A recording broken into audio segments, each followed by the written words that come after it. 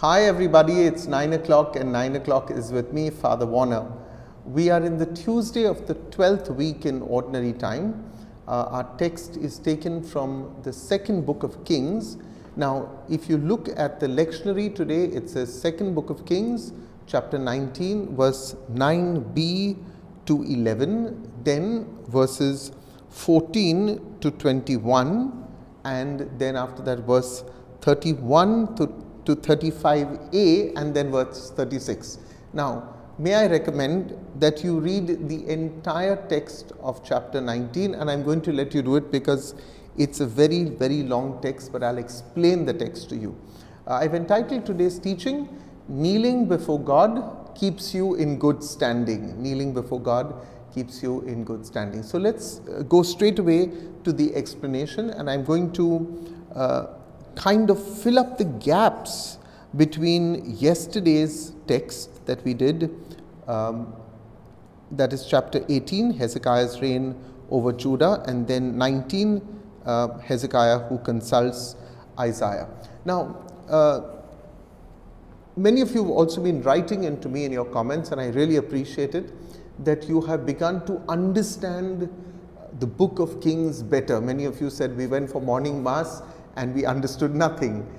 Even the reading went above your head. And I'm glad in that sense, even though it's a lot of time, it's almost about 2.5 hours that, of my time to study the text and to write it down and then to consult with other commentaries and then put it all together and teach.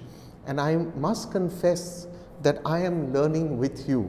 So it's fantastic to go through this process. I normally kind of avoid the Old Testament, but I've begun to realize that we, in our effort to be a New Testament people, have avoided the very strong teachings that come from the Old Testament. And the New Testament builds on the Old Testament. Yeah, it doesn't. Jesus says, "I have not come to take away the law; I have come to fulfill it." So you can see in the Old Testament what God wanted from us, and therefore that being brought to fulfillment in Jesus. In order to understand the fulfillment, we need to understand what was the concerns of God with the people of Israel. So let's come now to King Hezekiah. And I think I said this to you yesterday, that King Hezekiah came to the throne of Judah. Now remember, Judah is the southern kingdom. Yeah, Israel was the northern kingdom. Israel had 10 tribes, Judah had 2 tribes. The capital of Israel was Samaria, the capital of Judah was Jerusalem. Now, we are talking about King Hezekiah, and he comes to the throne of Judah in the southern kingdom at the very end of the rule of the kingdom of Israel in the north. So he's ruling in the south when the kingdom of Israel in the north is about to come to an end. The people will go into exile in the northern kingdom. So 3 years after the start of his reign, the Assyrian armies laid siege to Samaria, and 3 years after that, the northern kingdom was conquered and decimated, and the people taken into slavery. I gave you the figures of it. Almost 27,000 people from the northern kingdom were taken into slavery into Assyria. Now, Hezekiah, who was the king of the south, who was the king of Judah, with Jerusalem as its capital, was one of the better kings of Judah. And thus, he had a long and mostly blessed reign. Now, I want to say this again. The book of Kings is not about giving us a mere historical narrative. That's not the purpose of the book of Kings. It's to show us whether the king was faithful or the king was not faithful. And fidelity in the book of Kings, especially the second book of Kings, depends upon whether you worshipped Yahweh or you worship the other gods. As I said to you, all the 18 kings of the northern kingdom, all of them worshipped idols. Of the southern kings, only 6, we are told, were faithful. Now, the sad fate of the northern kingdom was a valuable lesson to King Hezekiah in the south. He saw firsthand what happened when the people of God rejected their God and rejected his word, and they worshipped other gods. Hezekiah, King Hezekiah, was one of Judah's most zealous reformer kings who promoted the true worship of God. He is marked as one of those good kings of the south. King Jehoshaphat, etc. Now, this is even more remarkable when we look at it, when we consider that Hezekiah's father was King Ahaz, and King Ahaz, don't confuse it with King Ahab. Okay, Ahab was of the northern kingdom. Ahab's wife was Jezebel. We are talking about King Hezekiah in the south. His father, King Ahaz, was one of the worst kings that the southern kingdom had, that Judah had, and you can read this in 2 Kings 16 verses 10 to 20. Now, we are told that King Hezekiah rebelled against the king of Assyria. At this time, Assyria was mighty enough to conquer, as we know, the northern kingdom of Israel. Yet the kingdom of Judah in the south stood very strong, because God blessed this trusting and this very obedient King Hezekiah. We also know that King Hezekiah, because of his trust in God, also subdued the Philistines and successfully put down all of Judah's aggressive neighbors. So in the 6th year of Hezekiah's reign, the northern kingdom, or Israel as it was called, fell to the Assyrians. Now, as I said, this should have been a very sobering experience for the southern kingdom, for Judah to see.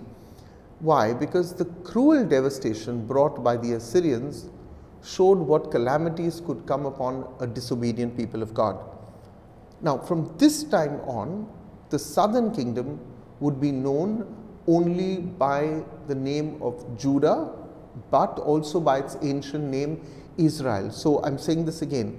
From this point on, when the northern kingdom, which is called Israel, is now decimated, from this time on, the southern kingdom, which was called Judah, capital was Jerusalem, is also going to be called by its ancient name Israel. So Israel, which was the northern kingdom, is now applicable to the southern kingdom, because the northern kingdom is completely destroyed. Yeah.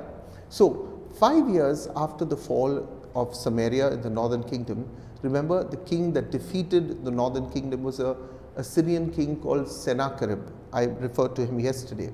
So 5 years after the fall of Samaria, Sennacherib, the king of Assyria, then decided to attack now the south, and he starts attacking all the fortified cities of Judah. There were several what we will call in the crusade period the outriemer kingdoms. The capital would be in Jerusalem, but you'd have fortified cities all over the place, and Sennacherib captured all of them, and now he needed only to take Jerusalem and to conquer, and once conquering Jerusalem, he would have conquered the kingdom of Judah, the southern kingdom. At this, King Hezekiah felt that for some reason he felt it was wiser now to pay off the Assyrian king, become a subject of the Assyrian king. So he decided not to trust in God. So he decided, I will pay off the king, I will be a vassal state and keep the peace against this mighty king in the north. Now, King Hezekiah, therefore, in order to make this peace with King Sennacherib of Assyria, he gave Assyria all the silver, listen to this, all the silver that was found in the house of the Lord. Now, in my text, the blog in the morning that some of you get, whenever I type the word Lord, L-O-R-D in capitals, in scripture it stands for Yahweh, because the name of God was given so much of reverence, they would not take it. So God was called by different names, was called by Jehovah Jireh. So they would not take they would not even say the word Yahweh. So he takes all the silver that was found in the house of the Lord, he takes all the treasures of the king's house, and he gives it to Assyria. Now, what did Hezekiah hope? Hezekiah hoped that this policy of appeasing King Sennacherib, appeasing the Assyrians, would make his nation of Judah safe. He was wrong. And his policy of paying this huge tax and being a vassal simply made Judah impoverished. And the temple also was impoverished. It made the king of Assyria even bolder. He now wanted more, not less. He was not satisfied now. He realized that he could crush them and defeat them. So Hezekiah once again makes another mistake. He now puts his trust in the southern ally that he has. In the north, you have Assyria, Israel is in the center, and then in the south, along the Mediterranean coast, you have Egypt. So he turns to the Egyptians to be his ally. Now, at this point of time, the prophet is the prophet Isaiah. And Isaiah does everything he could to discourage King Hezekiah, the leaders of Judah, from putting their trust in Egypt.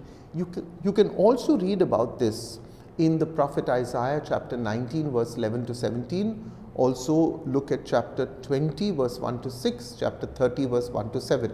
All of this will give you narratives where Isaiah tells King Hezekiah, please do not put your trust in Egypt, put your trust in God. Now, Hezekiah's trust in his Egypt policy would at the end bring a lot of trouble for Judah. Why? Because Sennacherib is not going to take this very lightly. We know that city after city, all the outer cities of Judah fell to Sennacherib, and there were long lines of deportees snaking their bitter way into exile, and all of this was Hezekiah's fault. He was so bewitched by the Egyptian promises that they would come to his aid.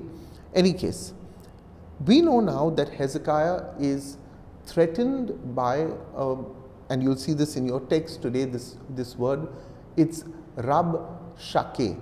Now, Rabshakeh is not the name of a person. He was the commander of the Assyrians, and yesterday I read a commentary which said he was could be translated as a cup bearer. So obviously the one who held the king's cup was considered an important person. So this Rabshakeh, the commander of the Assyrians, he knew how dedicated this enemy was to completely destroying Jerusalem. Hezekiah knew that this Rabshakeh has come to destroy Jerusalem. So when he hears of all that's going on, we are told that Hezekiah tore his clothes off. Tearing your clothes off was a sign also of, it could be blasphemy, as you see in the case of Jesus' trial, but mostly it was a sign of repentance, of mourning. So Hezekiah tears his clothes off, and then he covers himself with sackcloth. Now, why does he do this? This is an expression of repentance. As I said, it's an expression of mourning. Hezekiah knew now that he had made a mistake. He knew that he had to seek the Lord. This is the one who he should have turned to in the first place, but he put his trust, very often, as the psalm says, we put our trust in princes, not in the Lord. So he now goes, we are told, to the courts of the house of the Lord, which means, in short, he goes to the temple, and here in the temple he seeks the prophet of the Lord, and that is Isaiah. Now Hezekiah is so desperate, and if you read the text, in his desperation, he admits, and he uses this very interesting line. The line says, the children have come to birth, but there is no strength to bring them forth. This was a proverbial expression for disaster. What did it mean? It meant that a woman was so exhausted by labor that she could not complete the birth. So it was likely that both mother and the child would die. Now Hezekiah is saying, I have come to that position. I cannot do anything more. You know, it's like a mother has no more strength to push. And you know that if you don't push that child, mother and child would die. he says, I have come to that position. He comes to Isaiah and he's completely broken. You can imagine this king completely broken before Isaiah. Now, God, through the prophet Isaiah, gives a beautiful word of assurance to Hezekiah. And as I said, I don't know whether it's true, but one commentator has said that this line appears 365 times in scriptures. Others have said it's not true, but I like to hold it to be true because the words are, do not be afraid. Do not be afraid.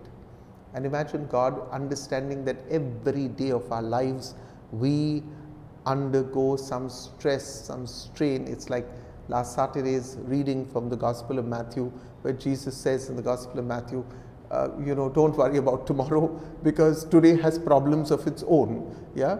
So we are told that Isaiah says to Hezekiah, do not be afraid. Do not be afraid of the words which you have heard from this Rabshakeh, this commander. So Isaiah is speaking for Yahweh. And Isaiah is making a bold prediction in that sense. When you say do not be afraid, it means that army will be defeated. Don't worry, you put your trust in God. Now, significantly in this message of the prophet Yahweh, in this initial word from the prophet, from the prophet Yahweh, from the prophet Isaiah, this initial word from the prophet Isaiah, you will see that there is no mention that Jerusalem will be delivered. Explicitly, there is no mention of the defeat of the Assyrian army. But as we have come to know, that's what it means. So we are told that the Rabshakeh continued to build fear. Read that whole text. You will see he builds fear, he builds discouragement, and also a sense of despair in King Hezekiah. Then he sent King Hezekiah a letter. He sent a letter to the king and he says, he does this because he wants to attack him, but he attacks him from a distance. I send you, some people do, they send anonymous letters, because it kind of disturbs your mind. They know it disturbs your mind. I read somewhere, I forget, I hope I get the whole story correctly, of a preacher who once got a letter which simply said fool on it. And the preacher took it to the pulpit the next Sunday and he says, this is a very strange letter I have received. He says, there is no content to the letter, but only the signature of the person who has called himself a fool. Okay, so but they have a power. Sometimes some nasty messages that you receive, and people talk about it to me and they say, Father, look how disturbed I've been. And it does disturb. We have to be careful. So this Rabshakeh sends a message to Hezekiah and he disturbs him. Now the Rabshakeh listed many cities that the Assyrian army had conquered, utterly destroying them. Now Hezekiah received the letter from the hands of the messengers. There were 3 of his people whom he sent, and he reads this letter. And this time he did not go to Isaiah, but he went straight to the house of the Lord. He goes straight to God. He says, he spreads the letter, we are told, before the Lord, and he prays. Now in his prayer, King Hezekiah drew the contrast between Yahweh, the living God, and the false gods of the nations that Assyria had already conquered. And those false gods, as Hezekiah would say, are not gods. They are the work of man's hands, wood and stone. So they were not able to save them from the Assyrians, these wooden idols that were made. And that is why we must pray to the living God. The living God. I am always cautious when I talk to Catholics about this matter and about we should be careful that we don't end up, in inverted commas, almost becoming idol worshippers. We don't. But sometimes in practice, be careful. Be careful, because that's a very thin line sometimes as Catholics we tend to cross. So Hezekiah prayed, and he prayed this time confidently to Yahweh, the living God, and he believes now that Yahweh will save them. Now, Isaiah was then sent by Yahweh to Hezekiah with a message that God would defend Jerusalem. But here is a thought I want you to give. What if Hezekiah had not prayed? You see, no answer would have come and Jerusalem would have been conquered. So Hezekiah's prayer really mattered. You know, last week while celebrating Mass on Saturday with the sisters at Villa Teresa, I have been experiencing certain challenges, and I said to them, I said, sisters, I want you to pray for me. You are my sisters. Yeah, I want you to pray for these areas of my health which is troubling me. And I told them what it is. I'm not going to tell you, so you don't worry too much. But I said, I want you to pray. You know, we have to turn to God and ask them for prayer. And I also must ask you for prayer, as I do very often. And I must say, I've learned this from Pope Francis, who always says, pray for me, pray for me. We are not gods. We are not, I know sometimes people tend to put me on a pedestal. Only God knows my own failings and sins. But we have to turn to God and turn to one another and say, pray for me. Many lay people ask, I get every day messages, yeah, Father, please pray for this, please pray for this. Especially I can see they are mostly what I call SOS prayers, save our soul prayers. Somebody is very sick, but fair enough. At least even in that moment you thought of God, praise God for that. But I think we need to pray for each other. And Hezekiah's prayer really mattered.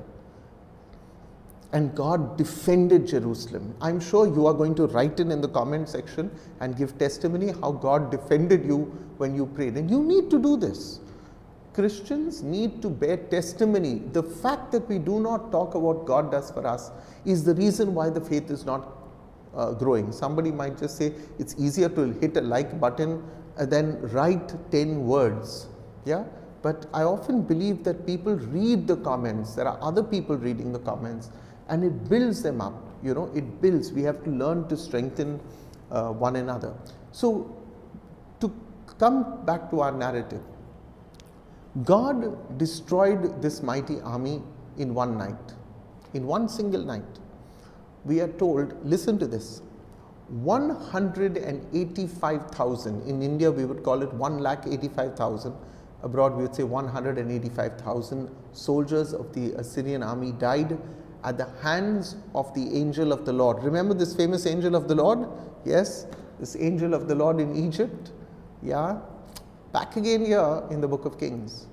So against all odds and against every exception except the expectation of faith, the Assyrian army was simply turned back without having even shot one single arrow at Jerusalem.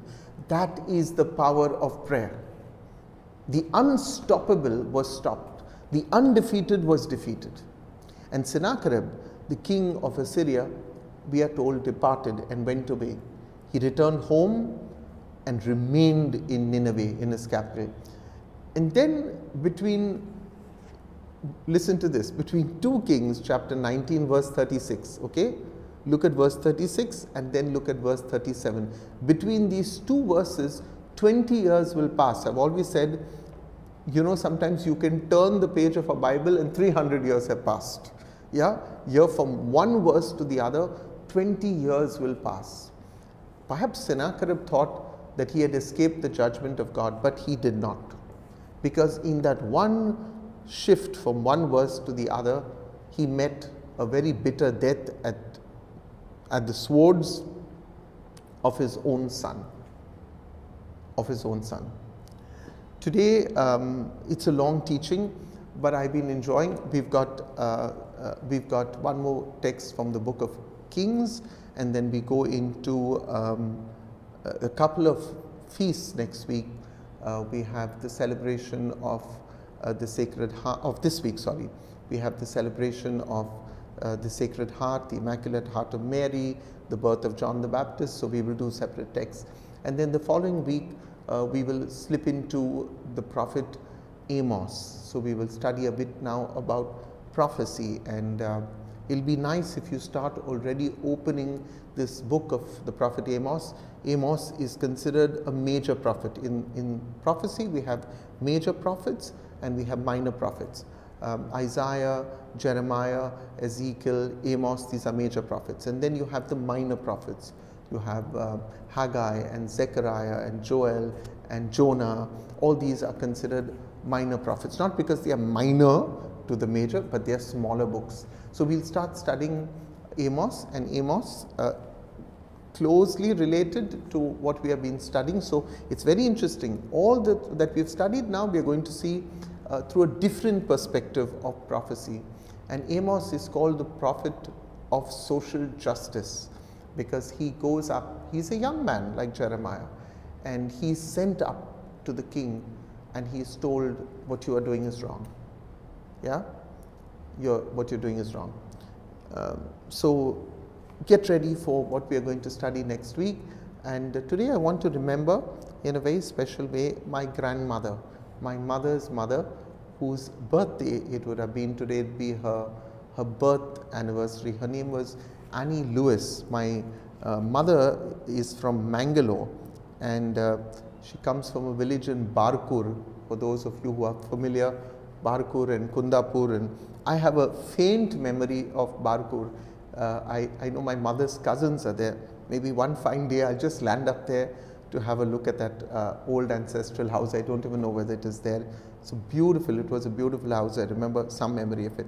But I want to remember my grandmother, and she and my grandfather ran a very famous restaurant in Dobitalau area called Mount Mary's Restaurant. But my grandmother was a fantastic cook, and she used to make that amazing mutton curry.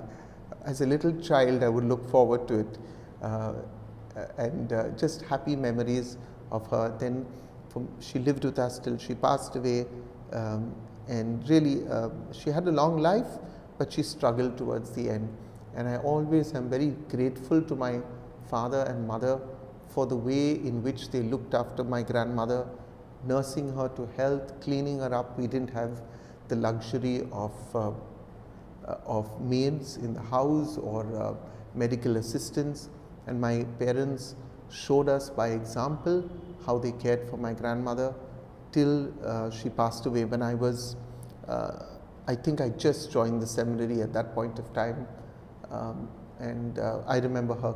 So today I want to pray for the soul of my grandmother. Thank you everybody. I'd like to share a bit of my life also with you so that you don't think I'm I'm some kind of a heavenly being. I'm just like you, normal, come from you with the struggles that you face. So don't forget today, like this video, share it with your friends and subscribe to our channel. I say that now as a matter of routine. I hope you do it. Thank you. And this comes from my heart, not as a routine. Thank you, thank you, thank you for those of you who have been caring for our St. Stephen's table. It's been a slow takeoff this year. We haven't received much, but I'm sure that God will provide for us. The St. Stephen's table takes care of about 50 people thrice a week. We serve hot meals on the ground floor of our church. So if in case you want to reach out, and it's a birthday, birth anniversary. I know many of you also do this with the Love, Joy, Hope Foundation, which I support. And thank you for those of you who also care for this ministry. God bless you. I'm going to see you tomorrow. Yes, once again with these very challenging and extremely long teachings, but I hope you like it. Please give me your comments, and we'll see each other tomorrow at 9 o'clock with Father Warner. Have a blessed day.